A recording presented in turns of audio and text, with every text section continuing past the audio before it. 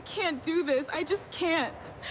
Sarah, service is about to start. Are you coming? I gave 12 years of my life to this church. Then don't let one bad season make you walk away. It wasn't one bad season, Emily. It was the people I called family. But you still believe in God, don't you? I don't know anymore. It's okay, dear. Take your time.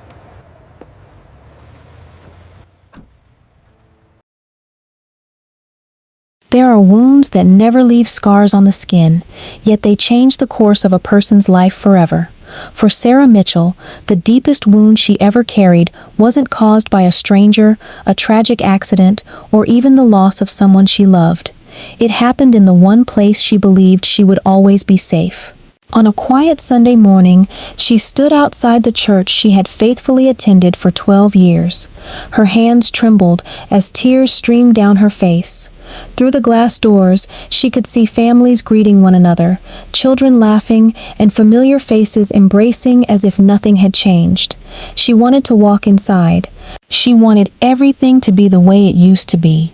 Instead, after several long moments, she slowly turned around, walked back to her car, and drove away. She never returned. She wasn't leaving because she had stopped believing in God. She was leaving because the people who claimed to represent Him had shattered her heart. What happened inside that church nearly destroyed her faith, and for a long time she believed there was no way back. Yet the truth behind her story was far different from what anyone in that congregation understood. The greatest battle wasn't taking place inside the church building. It was taking place inside Sarah's heart, where disappointment, grief, confusion, and unanswered questions fought against everything she had believed about God. Before we dive deeper, let us know in the comments where you're watching from. We'd love to hear from you, and don't forget to hit that subscribe button so you never miss any of our upcoming videos. Church hurt is one of the most painful experiences a believer can endure because it carries a unique kind of heartbreak. When trust is broken by someone who openly claims to follow Christ, the pain reaches places ordinary disappointments often cannot. Across the United States, countless believers have quietly walked away from congregations they once loved after experiencing betrayal, rejection, gossip, manipulation, or spiritual abuse. Research over the past several years has consistently shown that many people who stop attending church are not leaving because they no longer believe in God. They are leaving because something happened within the church that left them questioning whether they still belonged. For some, it was harsh leadership. For others, it was public humiliation, broken trust, or the silence of people they once considered family. Sarah's story reflects many of those real experiences, though her name and personal details have been changed to protect identities. It is inspired by numerous testimonies shared by Christians who found themselves asking a heartbreaking question: can someone still love Jesus after being wounded by His people? That question would become the center of Sarah's life, and the answer would take her on a journey she never expected. When Sarah first arrived at Grace Fellowship Church 12 years earlier, she wasn't searching for recognition or influence. She was simply searching for hope. She had recently moved to a new town after accepting a teaching position at a local elementary school. She knew almost no one, and the loneliness weighed heavily on her. The first Sunday she visited, several members greeted her warmly before the service even began. A retired couple invited her to lunch after church. A women's Bible study welcomed her with genuine kindness. Within weeks, she felt something she hadn't experienced in years. She felt seen. She felt loved. She believed she had finally found her church family. Looking back, Sarah would later describe those early years as some of the happiest seasons of her life. She volunteered wherever help was needed, served faithfully, prayed with hurting families, mentored younger women, organized food drives, and quietly became one of the most dependable people in the congregation. Few people realized just how much of herself she had poured into that church. Even fewer realized how quickly everything she had built could begin to unravel. If you had asked anyone at Grace Fellowship Church what they thought of Sarah Mitchell before that Sunday morning, you would have heard the same answer again and again. She's one of the strongest women of faith I've ever met. She's always the first to help. If you need someone to pray with you, call Sarah." Those words sounded sincere, and for years they reflected exactly how the congregation saw her. So how does someone like that reach a point where she can't even bring herself to walk through the doors of the church she once loved? What could have happened inside a place dedicated to worship, forgiveness, and grace that left a faithful believer sitting in her car, convinced she would never return? Was Sarah the victim of a terrible misunderstanding, or was there more to the story than anyone realized? And if people who claimed to follow Christ had truly failed her, where did that leave her relationship with God? These weren't simple questions, and they couldn't be answered with a rumor, a single conversation, or one painful Sunday. They demanded a closer look at everything that had happened over the previous 12 years. For a long time, Sarah believed her faith was unshakable. She read her Bible every morning before sunrise, rarely missed a prayer meeting, and often reminded struggling friends that God remained faithful even when life wasn't. She had encouraged marriages on the brink of collapse, comforted grieving families standing beside hospital beds, and prayed with people who later said those prayers changed their lives. If anyone appeared deeply rooted in Christ, it was Sarah. But appearances can sometimes hide questions that even the person living them doesn't recognize. Was her confidence resting entirely on Jesus, or had she slowly placed part of that trust in the people surrounding her every Sunday? It is a difficult question because healthy churches are meant to reflect Christ's love, and over time it becomes natural to associate God's faithfulness with the people who serve Him. Yet what happens when those people disappoint you? What happens when the voices that once encouraged you suddenly become the voices that wound you? Can faith survive when trust has been broken by those who were supposed to protect it? The mystery surrounding Sarah's departure didn't begin with the day she walked away. It began months earlier with quiet conversations that most people never noticed. A passing comment after Bible study, an uncomfortable silence when she entered a room, friendly smiles that seemed just a little less genuine than before.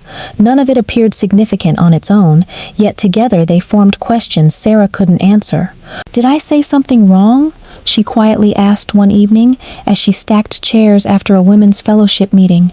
Her close friend Emily looked up and smiled reassuringly. "You're imagining things, Sarah. Everyone loves you. You've been doing too much lately. You're probably just exhausted." Sarah forced a smile. "Maybe you're right," she replied, though something deep inside refused to settle. She wanted to believe Emily. She needed to believe her, because the alternative was almost too painful to consider. What makes stories like Sarah's so heartbreaking is that they rarely begin with obvious conflict. They begin with trust. They begin with friendships, shared prayers, and years of serving side by side. They begin with people believing they are safe. That is why so many believers who experience church hurt later describe it as one of the most confusing seasons of their lives. The place that strengthened their faith somehow became the place where it was tested the most. Sarah had no idea that the small moments she dismissed would eventually lead to a decision that would change everything. She couldn't see where the road ahead was leading. Neither could the people around her. To understand why Sarah left Grace Fellowship Church in tears after 12 faithful years, we have to go back 12 years, to the Sunday morning when she first walked through those doors, believing she had finally found the family she had been praying for. 12 years earlier, Sarah Mitchell pulled into the parking lot of Grace Fellowship Church with little more than hope and a quiet prayer. She had recently accepted a teaching job after relocating to a new community, leaving behind friends, familiar streets, and the church where she had grown up. Starting over wasn't easy. Every evening she returned to an empty apartment, wondering if she had made the right decision. That Sunday morning, she whispered, "Lord, if this is where you want me, help me find people who love you." She had no way of knowing that prayer would seem to be answered almost immediately. Before she even reached the front entrance, an older couple greeted her with warm smiles. "Good morning," the gentleman said, extending his hand. "I'm Robert, and this is my wife, Linda. I don't think we've met before." Sarah smiled nervously. "I'm Sarah. Today's actually my first visit." Linda gently touched her arm. "Well, you're not a visitor anymore. Welcome home." Those two simple words stayed with Sarah long after the service ended. Welcome home. After months of loneliness, they felt like an answer from heaven. The weeks turned into months, and Sarah became part of the heartbeat of Grace Fellowship. She never looked for recognition. If chairs needed arranging before service, she arrived early. If the fellowship hall needed cleaning after an event, she stayed until the last table was folded away. She volunteered in the children's ministry every Sunday morning, where her patience and kindness quickly made her a favorite among the children. "Miss Sarah!" little Ethan shouted one Sunday as he ran into the classroom. "Are we learning another Bible story today?" Sarah laughed as she knelt to his level. "We are. But first, who remembers what we learned last week?" Tiny hands shot into the air, and the room filled with excitement. Parents often thanked her after service. "Our daughter talks about you all week," one mother told her. "She actually wakes us up early because she doesn't want to miss your class." Sarah always smiled and answered the same way. "Give God the glory. I'm just thankful I get to serve." It wasn't something she said to sound humble. She genuinely believed it. Outside the children's ministry, Sarah's calendar stayed full. Tuesday evenings were dedicated to leading a women's Bible study in one of the classrooms near the sanctuary. Thursday nights often meant visiting members recovering in the hospital or praying with families facing difficult diagnoses. Saturday mornings were spent organizing community outreach events alongside other volunteers. Her phone rarely stopped ringing. "Sarah, would you mind praying with my sister?" "Sarah, could you visit my father this afternoon?" "Sarah, would you be willing to help with Vacation Bible School this summer?" She almost never said no. Emily often teased her after Bible study. "One of these days, you're going to learn that the word no is actually in the dictionary." Sarah laughed. "Maybe, but if I can help someone, why wouldn't I?" Emily shook her head with a smile. "Because even superheroes need a day off." Sarah answered softly. "I'm no superhero. I just remember what it felt like when someone showed up for me." Those who knew her admired that heart. She became known as someone who could be counted on, no matter the hour or the need. As the years passed, Grace Fellowship no longer felt like a place Sarah attended. It became the center of her life. Birthdays were celebrated with church friends. Holidays were spent with church families. Vacations were planned around ministry schedules. If someone had asked where she belonged, she wouldn't have pointed to a house or a neighborhood. She would have pointed to Grace Fellowship. The congregation wasn't simply her church, it had become her family. Looking back, that is where the first quiet warning appeared, though almost no one recognized it at the time. Without realizing it, Sarah's identity was becoming deeply connected to everything she did within those walls. Her joy came from serving. Her purpose came from serving. Her closest relationships existed because of serving. None of those things were wrong on their own, but they slowly became so intertwined with her sense of belonging that separating one from the other seemed almost impossible. At first, the warning signs were so subtle they could easily be dismissed.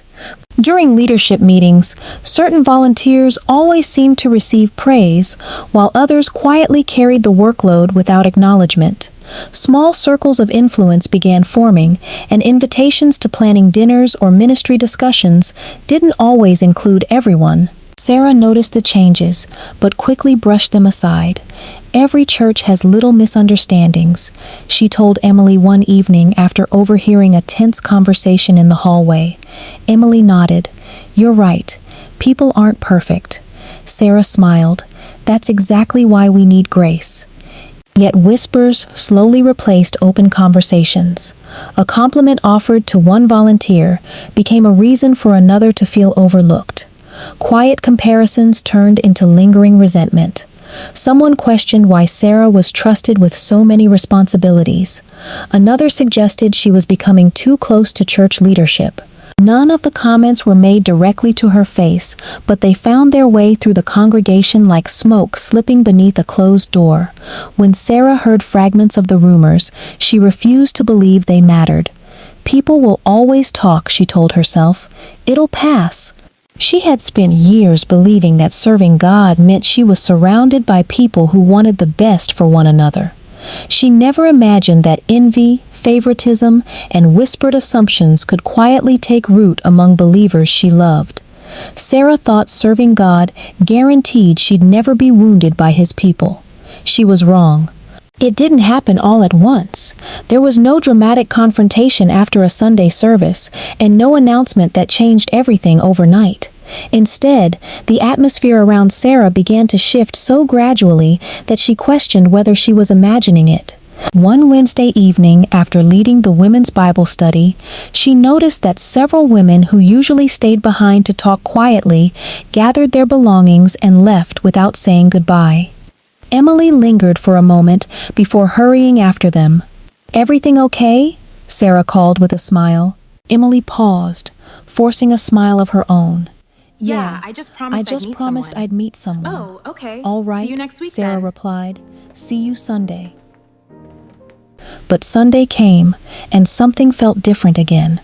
Conversations seemed to end the moment she approached. Smiles became brief and uncomfortable. People who once embraced her warmly now offered little more than a polite nod before looking away. Sarah tried convincing herself it was nothing. "You're overthinking this," she whispered as she sat alone in her car after the service. Yet deep inside, the peace she had known for so many years had begun to disappear. Within days, something even stranger happened. Her phone, once filled with messages asking for prayer, encouragement, or help with ministry, became unusually quiet. Sarah stared at the screen one evening after sending a simple text to a friend from church. "Hi, Rachel. Just checking in. I miss seeing you after service on Sunday. Hope everything's okay." Hours passed. No response. The next morning she sent another message to a volunteer from the children's ministry. "Hey, are we still meeting Thursday to prepare the classroom?" Again, nothing. She looked at the conversations, wondering if perhaps her messages hadn't been delivered. Then, she noticed those same people posting cheerful photos together online later that evening after attending a church fellowship event she hadn't even known about. She felt a knot tighten in her stomach. "Maybe they just forgot to invite me," she whispered, though the explanation sounded less convincing each time she repeated it. The whispers had already begun moving through Grace Fellowship, but Sarah knew nothing about them. No one approached her directly. No one asked questions. No one sought clarification. Somewhere inside the church, an accusation had been spoken quietly enough that it carried no evidence, no witnesses, and no opportunity for a response. It passed from one conversation to another until people who had known Sarah for years suddenly began looking at her differently. One person claimed they had heard something concerning. Another replied, "I don't know if it's true, but several people are talking about it." Before long, uncertainty became suspicion, and suspicion began shaping opinions. No one could point to facts. No one could explain exactly where the story had started. Yet the damage spread anyway. Sarah remained completely unaware that while she continued praying for members of the congregation, many of those same members had already begun questioning her character. The following Sunday, Sarah walked toward the children's ministry hallway, carrying a box of craft supplies. As she reached the classroom door, she was surprised to find Daniel, one of the ministry leaders, waiting for her with an uneasy expression. "Sarah," he said quietly, "can we talk for a minute?" She smiled, assuming they were discussing lesson plans. "Of course." Daniel glanced down the empty hallway before speaking. "We've decided it would be best if you took a break from serving for a while." Sarah frowned, unsure she had heard him correctly. "A break? Did something happen?" Daniel hesitated. "There have been concerns." She looked at him in confusion. "Concerns about what?" He shifted uncomfortably. "I really can't get into details." Sarah's voice trembled. "Daniel, I've been serving these children for years. If I've done something wrong, please tell me." He avoided her eyes. "This isn't my decision alone. We just think it's the best thing right now." She held the box tightly against her chest, struggling to understand. "Who made this decision? Daniel sighed softly. Leadership has been discussing it. Did anyone think to ask me what actually happened? She asked. He didn't answer. His silence said everything.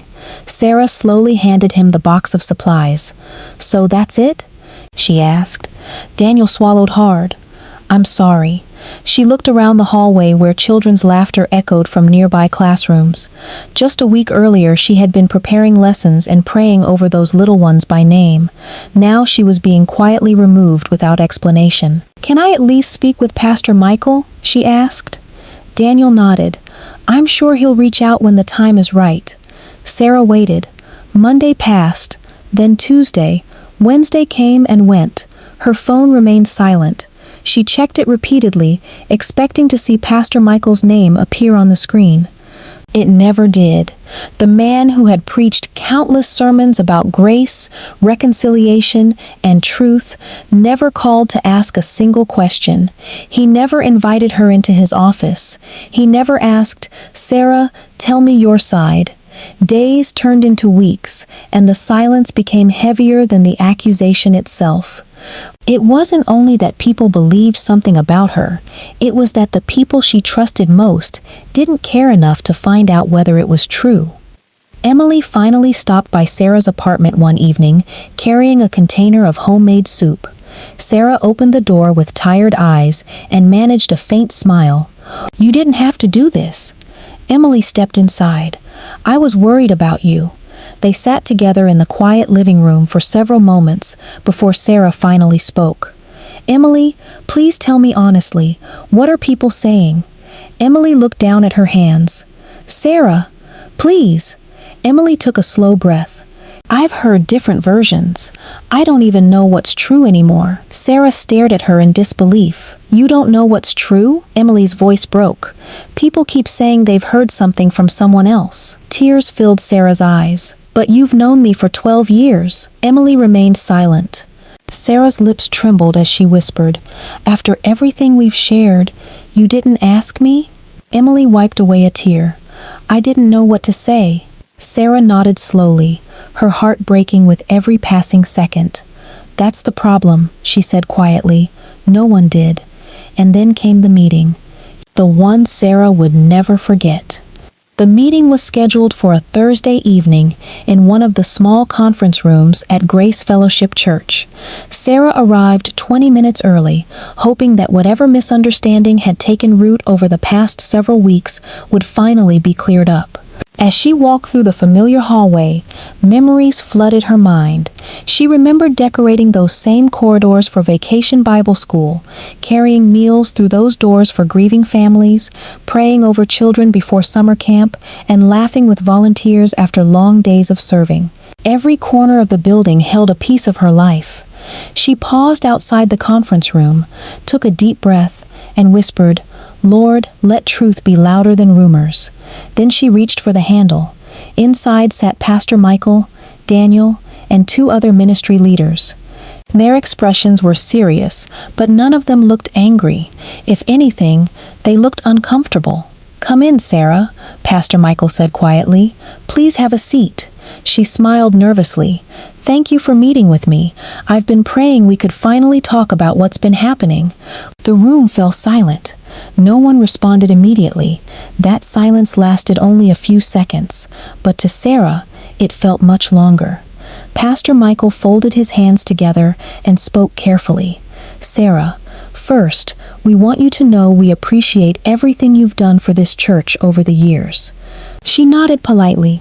I appreciate that, Pastor, but I'd really like to understand why I was removed from the children's ministry. Daniel mentioned there were concerns, but no one has explained what those concerns are. Pastor Michael glanced briefly toward the others before looking back at her. There have been conversations among members that have raised questions about your ability to continue serving effectively. Sarah leaned forward, confused. Questions about what? Again, no clear answer came. It's difficult to discuss specific details, Pastor Michael replied. We're trying to protect everyone involved. Sarah blinked in disbelief. Protect everyone? Pastor, I don't even know what I'm supposed to have done. One of the leaders quietly cleared his throat, but said nothing. Sarah looked from one face to another. Can someone please tell me exactly what I'm being accused of? Another long silence settled over the room. Finally, Pastor Michael spoke again. At this time, we believe it's best for you to step away from all ministry responsibilities until things settle down. Sarah stared at him, certain she had misunderstood. Step away? She repeated softly. For how long? Pastor Michael sighed. We can't really say. Has anyone investigated these accusations? She asked. Has anyone spoken to witnesses? Has anyone asked me even one question before making this decision? No one answered. She looked directly at Daniel. You've served beside me for years. Do you believe I've done whatever people are saying? Daniel lowered his eyes to the table. Sarah, this isn't about what I believe. Her voice trembled. Then what is it about? Pastor Michael answered before anyone else could. Sometimes leadership has to make difficult decisions for the peace of the church. Sarah could hardly believe what she was hearing. The peace of the church? She repeated. Does peace come from ignoring the truth? Her words hung in the room unanswered. She waited, hoping someone would finally say, "Tell us your side." No one did. No one asked where the rumors came from. No one offered reconciliation. No one suggested prayer together. The decision had already been made before she walked into the room. She simply hadn't known it. Sarah slowly stood from her chair, her eyes filled with tears she fought desperately to hold back. For 12 years, she said quietly, I've loved this church with all my heart. I've prayed for this church. I've served this church. I've believed we were family. She looked at Pastor Michael. Families don't condemn one another without listening. The room remained silent. She picked up her purse and walked toward the door before stopping one final time. Without turning around, she asked, If this happened to your daughter, would you want people to treat her this way? No one answered. She waited only a moment before opening the door and walking out. As it closed behind her, the meeting continued without her. Inside the room, conversations shifted toward ministry schedules, upcoming events, and who would replace her in the children's department. Outside, Sarah walked slowly across the empty parking lot, feeling as though 12 years of memories had been left behind in a single evening. The weeks that followed were almost harder than the meeting itself. Sunday services continued. The choir sang. Sermons were preached. Children's classes met as usual. New volunteers filled the places where Sarah had once served. Church bulletins announced upcoming events. Social media pages filled with smiling group photos celebrating another successful outreach program. Life at Grace Fellowship moved forward, as though Sarah had never been there. Her phone remained painfully quiet. No one called to ask how she was coping. No elder stopped by her apartment. No ministry leader sent a message asking if they could pray together. Even members she had visited in hospitals and comforted during funerals never reached out. Day after day, she found herself glancing at her phone, hoping to see a familiar name appear on the screen. It never did. The silence became impossible to ignore. It wasn't simply the loss of a ministry position. It felt like losing an entire family overnight. One Sunday morning, while church services were beginning across town, Sarah climbed into her car with no destination in mind. Almost without thinking, she found herself driving past Grace Fellowship. The parking lot was full. She recognized several familiar vehicles and watched families walking toward the entrance with Bibles in their hands and smiles on their faces. For a brief moment, she considered pulling in. Maybe today someone would finally ask her what really happened. Maybe today someone would notice she was hurting. But her hands tightened around the steering wheel and tears blurred her vision. She drove away. By the time she reached home, she could barely see through the flood of tears. She parked in her driveway but couldn't bring herself to get out. Minutes turned into hours as she sat alone inside the car, crying until she had no strength left.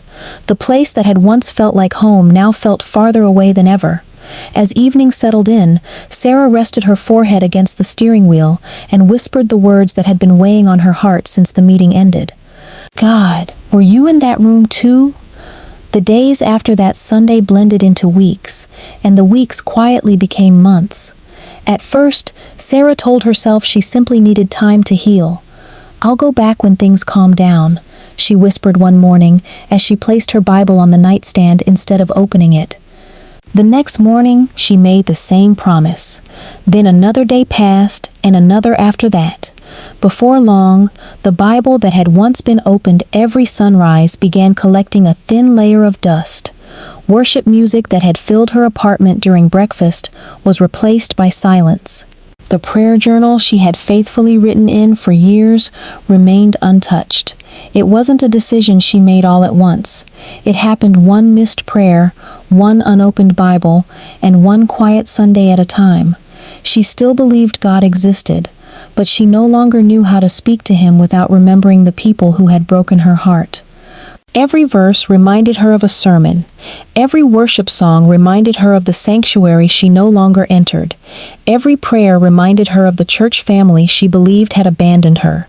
One afternoon, Emily finally called after nearly 2 months of silence. Sarah stared at her phone for several seconds before answering. "Hi, Emily." There was an awkward pause. "I've been thinking about you," Emily said softly. Sarah let out a weary sigh. "It took 2 months?" Emily hesitated. "I know, and I'm sorry." Sarah leaned back in her chair, looking out the window. "Do you know what's strange? I kept waiting for someone to call. Pastor Michael, Daniel, anyone. Every time my phone buzzed, I thought maybe someone finally wanted to hear my side." Emily's voice trembled. "I should have reached out sooner." Sarah replied quietly. "You know what hurts the most? It's not even the rumors anymore. It's realizing how easy it was for everyone to erase me." Emily began to cry. "Sarah, people don't know what to say."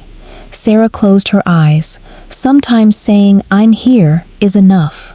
Neither woman spoke for several moments. Finally, Emily asked, "Have you been praying?" Sarah gave a bitter laugh. "Praying? About what? That God sends me back to the people who broke me?" Emily whispered, "Don't give up on him." Sarah answered with words she never imagined she would say. "I'm trying not to, but every time I think about God, I see that conference room." As autumn gave way to winter, Sarah withdrew from almost everyone. Friends from work noticed the difference.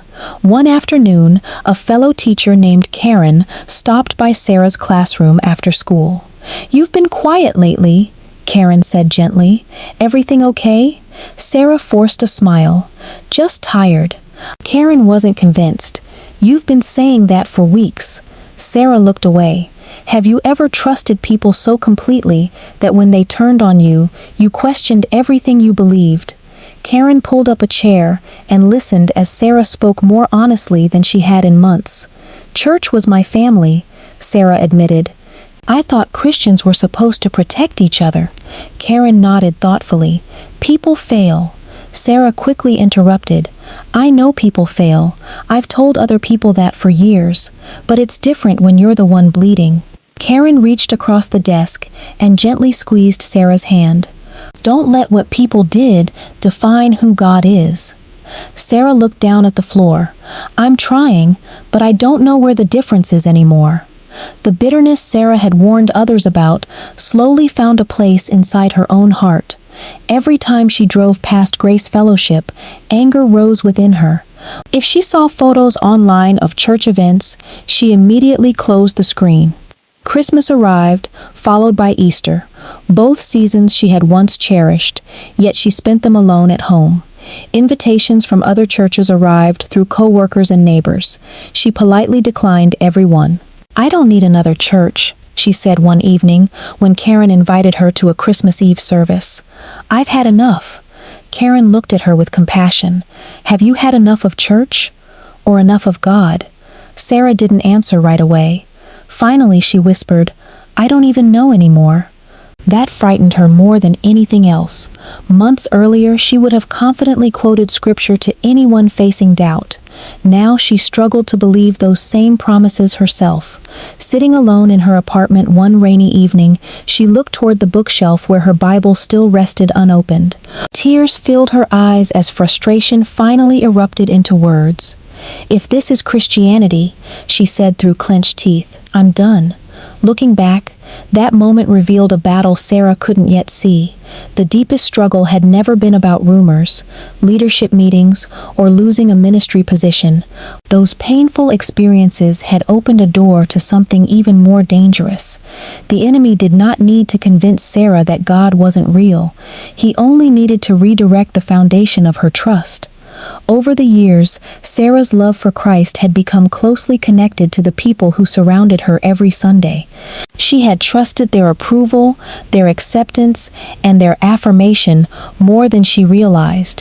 When those relationships collapsed, it felt as though her entire faith had collapsed with them. She had mistaken the reflection for the source.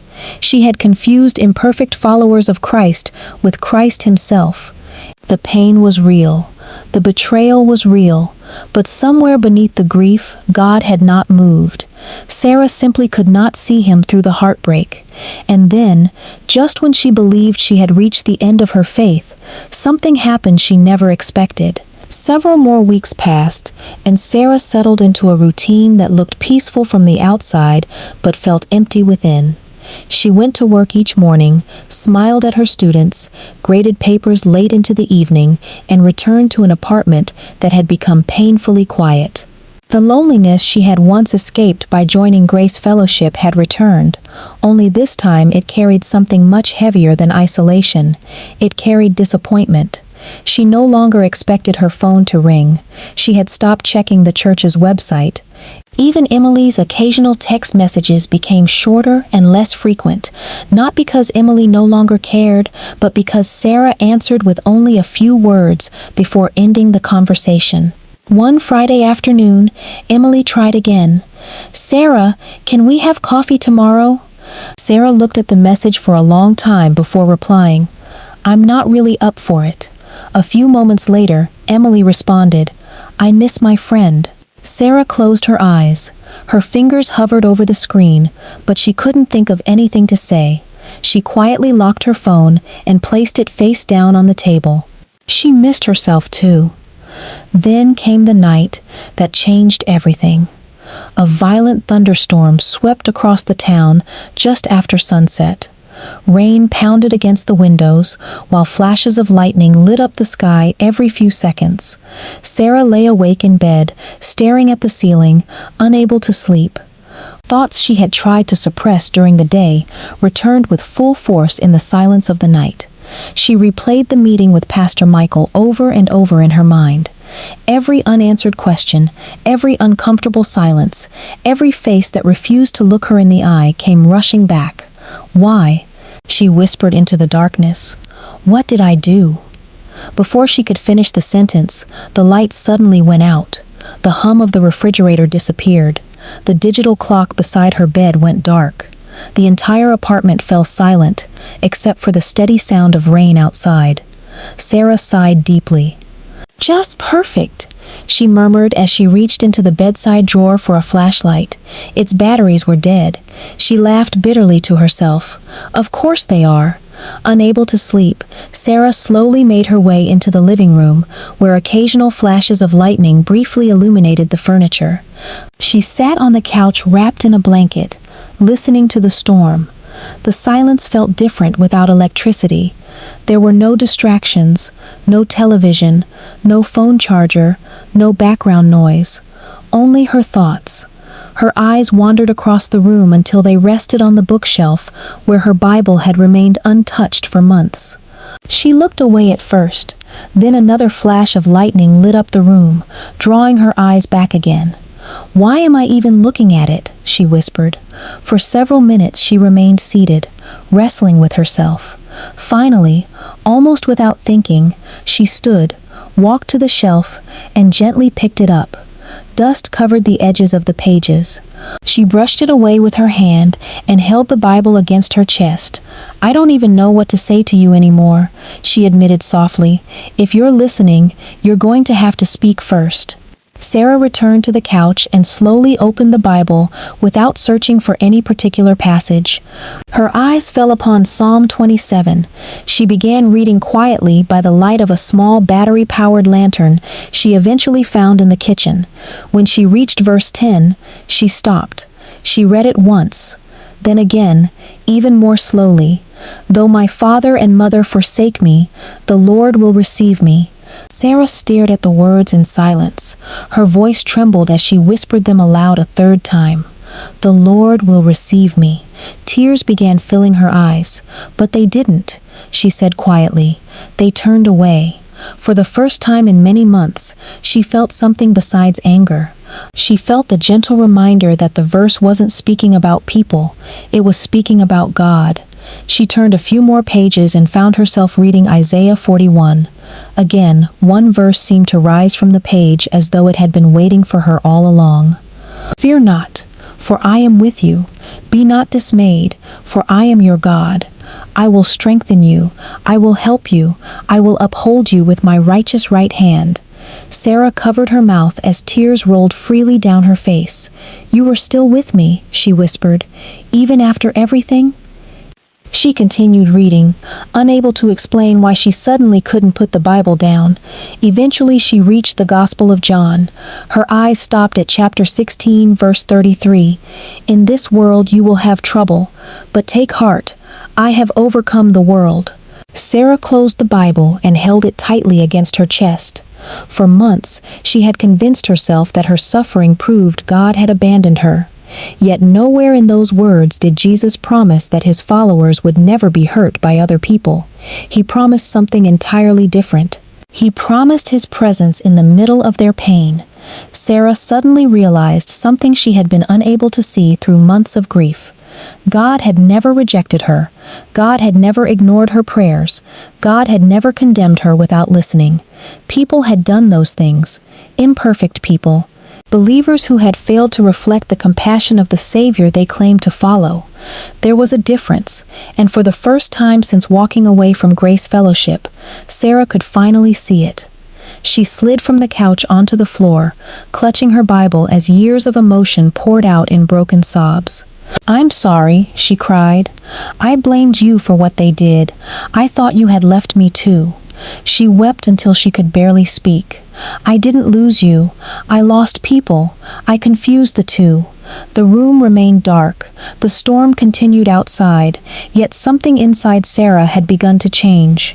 The questions that had tormented her for months were not all answered that night. The pain did not disappear. The memories did not suddenly fade, but a single truth broke through the darkness with unmistakable clarity. Christ had been present even when everyone else seemed absent.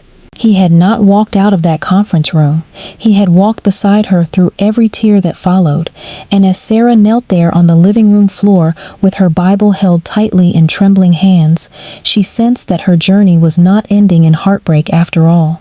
It was only beginning to lead her toward healing. The morning after the storm, Sarah woke with swollen eyes and a heart that felt lighter than it had in many months. Yet she quickly discovered that one powerful night with God did not erase years of hurt. The memories were still there. The disappointment was still there. Every time she thought about Grace Fellowship, she could still picture the conference room, Pastor Michael's careful words, Daniel avoiding her eyes, and the silence that followed after she walked away. She continued reading her Bible every morning, often returning to the passages she had discovered during the power outage. But as she prayed, one subject kept returning to her heart, no matter how much she tried to avoid it. It was forgiveness. At first, she resisted the thought completely. "Lord," she whispered one morning, "please don't ask me to do that." They never apologized. They never admitted what they did. They never even called. The room remained quiet, yet the conviction in her heart only grew stronger. She closed her Bible and shook her head. "I can move on," she said aloud, "but I can't forgive them." Deep inside, she already knew that wasn't true. Several days later, Emily unexpectedly knocked on Sarah's front door carrying 2 cups of coffee.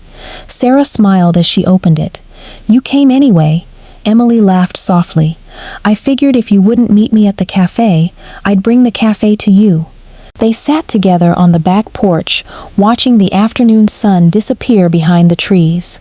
For a while, they talked about work, family, and ordinary life before Emily carefully asked, "Have you been reading your Bible again?" Sarah nodded. "Every day." Emily smiled with relief. "I'm so glad." Sarah stared into her coffee. "It's helping, but it's also making things harder." Emily looked confused. "Harder?" Sarah sighed.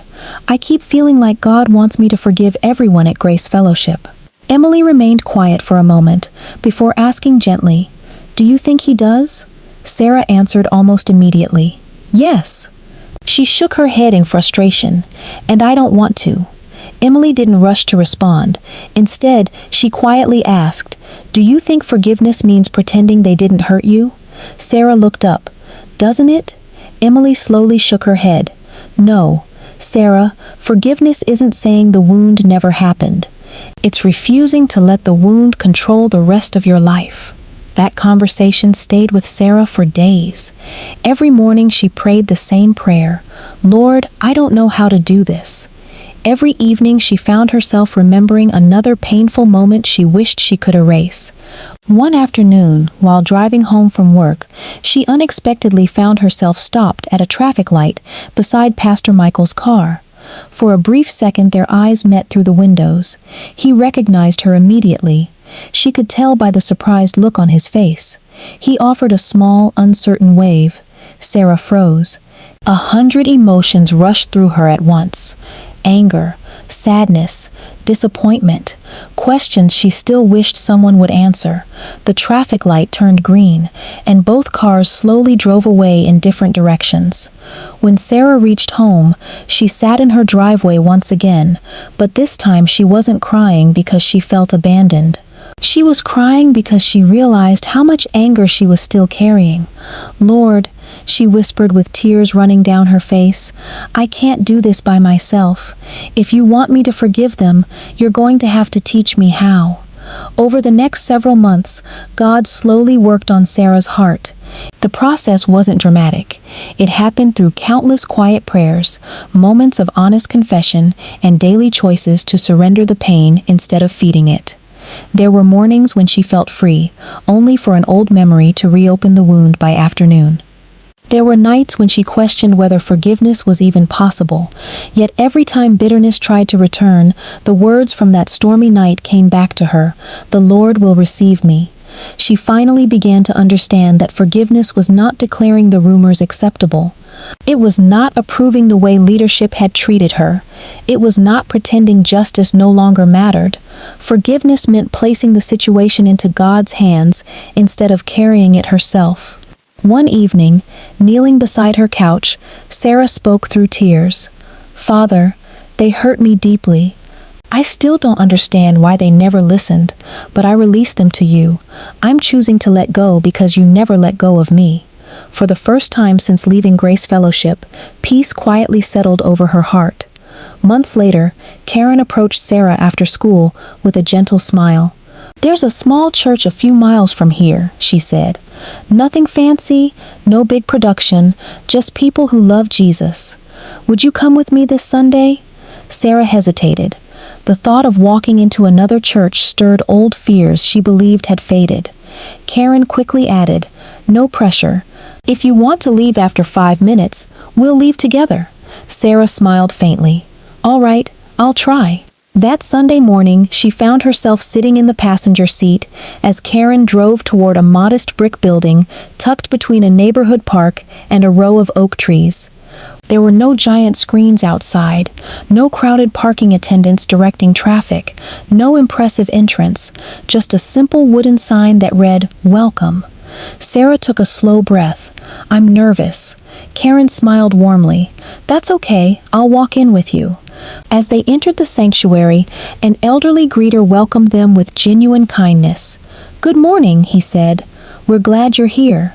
He didn't ask where she had come from or why she had chosen this church. He simply smiled and handed her a bulletin.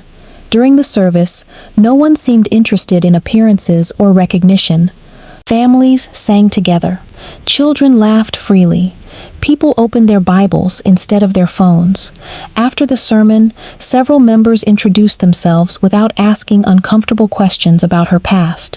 One woman simply said, "I hope you felt loved today." Sarah swallowed hard before answering, "Thank you." "I did." As she walked back to Karen's car after the service, something unexpected happened. She realized she hadn't spent the entire morning waiting for someone to hurt her. For the first time in years, she wasn't looking over her shoulder. She wasn't wondering who might be whispering. She wasn't measuring every conversation for hidden motives. She simply felt safe. Not because she had found a perfect church, but because she had finally learned that her security rested in a perfect Savior who could heal even the deepest wounds left by imperfect people. Several months after Sarah began attending the small neighborhood church with Karen, she found herself thinking less about Grace Fellowship. The memories were still there, but they no longer controlled every part of her day. Then, one Tuesday afternoon, as she was finishing paperwork in her classroom, her phone vibrated. The caller ID read, "Emily."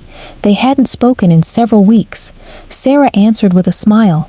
"Hi, Emily." Instead of returning the greeting immediately, Emily sounded nervous. "Sarah, are you somewhere you can talk?" Sarah could tell something was wrong. "Yes, what happened?" Emily took a deep breath. "There's something you deserve to know. I should have told you a long time ago." Sarah quietly closed the classroom door and sat down. "I'm listening." Emily's voice cracked. "I finally found out how everything started." Sarah's heart began to race. For more than a year, she had lived without knowing what accusation had destroyed 12 years of faithful service. "Tell me," she whispered. Emily explained that it had all begun with a conversation that should never have become a rumor. Several months before Sarah was removed from ministry, a young married woman named Rebecca had quietly approached Sarah after Bible study. Fighting back tears, Rebecca confessed that her marriage was falling apart. "My husband doesn't trust me anymore," she had whispered. "We're arguing every day. I don't know who to talk to." Sarah placed a comforting hand on her shoulder. "Let's pray together first, then we'll figure out the next step." Over the following weeks, Sarah met Rebecca several times after work in public places, usually a small cafe near the church or a quiet table at the public library. Sometimes they prayed, sometimes they simply talked. On one occasion, Rebecca's husband, David, joined them after asking Sarah if she would help them work through some of the tension they were facing. Sarah repeatedly encouraged them to seek pastoral counseling and reminded them that she wasn't a licensed counselor, only someone willing to pray with them. "Your marriage is worth fighting for," she told them. Don't give up on each other. Neither Rebecca nor David ever imagined those meetings would become the center of a devastating misunderstanding. One afternoon, while Sarah, Rebecca, and David were leaving the cafe together, another member of Grace Fellowship happened to drive past and recognized them through the window. She didn't stop. She didn't ask a single question. She simply assumed she understood what she had seen. Later that evening, during a casual conversation with another church member, she quietly remarked, "I saw Sarah spending quite a bit of time with David. It just looked unusual." The other person frowned. "Are you sure?" She shrugged. "I'm only saying what I saw." By the following Sunday, someone else repeated the story differently. "I heard Sarah has been meeting privately with a married man." A few days later, another version spread through the church. "People are saying Sarah has become too involved in someone else's marriage." Then someone added details that had never existed. "Apparently Rebecca isn't happy about it." Before long, no one remembered who first mentioned the story. Each conversation added another layer until whispers slowly became accepted as truth. Nobody stopped to ask Rebecca. Nobody called David, and most painfully of all, nobody asked Sarah. Emily's voice trembled over the phone. Rebecca finally learned what had happened after she and David transferred to another church. She was horrified. Sarah remained silent, listening carefully. "Last week," Emily continued, "Rebecca came back to Grace Fellowship because she wanted to meet with Pastor Michael. She told him everything." Sarah finally spoke. "Everything?" Yes, Emily answered. She explained that you were helping them because she asked you to. David confirmed every word. They both told Pastor Michael you never crossed any boundaries. They said you encouraged them to stay together, to seek godly counsel, and to fight for their marriage. Sarah closed her eyes as tears slowly formed. So, they finally know the truth? Emily quietly replied, Yes, they know. Sarah waited for the next sentence, hoping to hear the words she had longed for since the day of that meeting. Instead, Emily said softly, Pastor Michael admitted leadership should have spoken with you before making any decisions.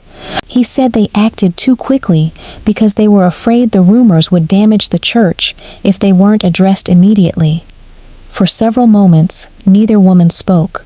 Finally, Sarah asked the question that had lived in her heart for so long. Did anyone ever apologize? Emily hesitated. Pastor Michael wants to meet with you. Sarah looked out the classroom window as children played outside during recess. She smiled sadly. I spent months wishing for that meeting. Emily whispered, Will you go? Sarah thought carefully before answering. Maybe one day. But I don't need that meeting the way I once thought I did. Emily sounded surprised. You don't? Sarah gently replied, I wanted someone to restore my peace, but Jesus already did that. Tears filled Emily's eyes. Sarah, I'm so sorry. Sarah smiled through her own tears. I know you are. Thank you for finally telling me. As Sarah ended the call, she realized something remarkable had happened. A year earlier, hearing the truth would have filled her with rage. Now it filled her with sadness for everyone involved. A careless assumption, a few whispered conversations, leaders who reacted without seeking the truth, friends who chose silence instead of compassion, an entire church wounded because no one stopped to ask the simplest question, is this true? Sarah thought church hurt ended her faith. In reality, it exposed where her faith had been resting all along. For years, she believed her security came from a church family, respected leaders, and the acceptance of people she loved. When those things collapsed, it felt as though God Himself had abandoned her. But over time, she discovered something far greater. The church is not Jesus. Leaders are not perfect. Christians will sometimes fail each other in heartbreaking ways. Christ never does. His faithfulness is not measured by human behavior. His love does not disappear because someone misrepresents Him. Several weeks later, Sarah received a handwritten letter from Pastor Michael. In it, he acknowledged that leadership had failed to follow the biblical principles of listening carefully, seeking truth, and pursuing reconciliation before taking action. He expressed deep regret for the pain caused by those decisions and asked for forgiveness. Sarah quietly folded the letter, placed it inside her Bible, and prayed for every name mentioned within it. She did not excuse what had happened. She did not pretend the wounds had never existed, but she had already chosen forgiveness long before the letter arrived. The enemy wanted Sarah to leave Jesus. Instead, God used the pain to bring her closer than she had ever been before. What others intended through careless words to become the end of her faith became the very place where she discovered that Christ had never left her side, even for a single moment. Sarah never returned to Grace Fellowship as a member. Some people expected that once the truth came out, everything would simply go back to the way it had been before. But some chapters in life are not meant to be rewritten. They are meant to be learned from. Although Pastor Michael sincerely apologized and several members reached out to express their regret, Sarah understood that healing did not always mean returning to the place where the wound occurred. Sometimes healing meant moving forward with the wisdom God had built through the pain. She continued worshiping with the small congregation Karen had introduced her to. There, she found something she had not realized she had been searching for all along. It wasn't a perfect church, because no church is. Members still made mistakes. People occasionally misunderstood one another. But whenever conflict arose, they chose conversations over assumptions, truth over rumors, and reconciliation over silence. One Sunday after the service, an elderly woman named Martha smiled warmly as Sarah helped stack chairs after a fellowship meal. You know, Martha said with a gentle laugh, I've been watching you these past few months. Sarah smiled. I hope that's a good thing. Martha nodded. I can tell you've carried some heavy burdens. Sarah looked down for a moment before answering. I have. Martha placed a hand on her shoulder and quietly replied, I'm just grateful you didn't let those burdens convince you to stop following Jesus. Sarah's eyes filled with tears. There was a time I almost did. Martha smiled with the quiet confidence that comes from years of walking with God. I'm thankful he held on to you even when you felt like letting go. As Sarah drove home that afternoon, she thought back to the woman who had sat alone in her driveway asking, God, were you in that room too? She finally knew the answer. Yes, he was. He was there when the rumors spread, even though people ignored the truth. He was there during the meeting when no one asked for her side of the story. He was there through every lonely night, every unanswered phone call, every tear that fell onto the pages of an unopened Bible, and every prayer she believed had gone unheard. He had never abandoned her. The people around her had failed, but Christ had remained exactly who he had always been, faithful, compassionate, and near to the brokenhearted. Sarah realized that if she had allowed the failures of imperfect people to define who Jesus was, she would have missed the greatest lesson of her life.